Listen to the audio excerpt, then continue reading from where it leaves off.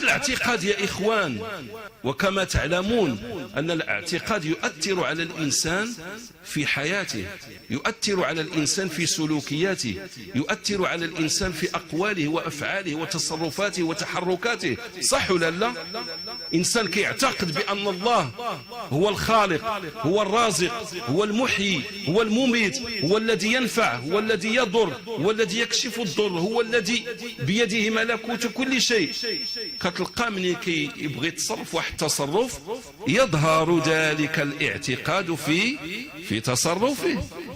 منين كتعتقد انت مثلا بأن النبي عليه الصلاة والسلام قال من كان آخر كلامه لا إله إلا الله دخل الجنة، كلمة التوحيد أن تقر لله بالوحدانية وتنفي عنه ما سوى ذلك من مظاهر الشرك.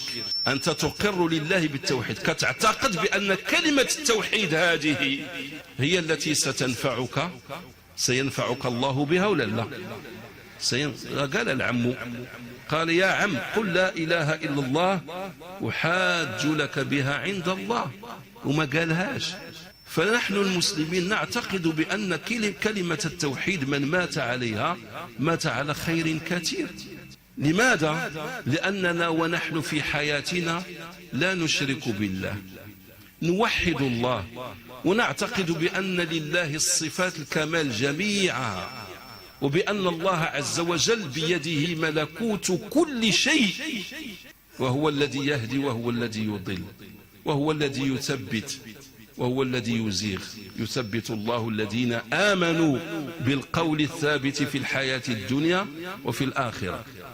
لكن من يعتقد اعتقادا مخالفا لعقيدة المسلمين لا بد في حياته وفي مماته كتأثر على العقيدة ولا ما كتأثرش عليه؟ كتأثر عليه.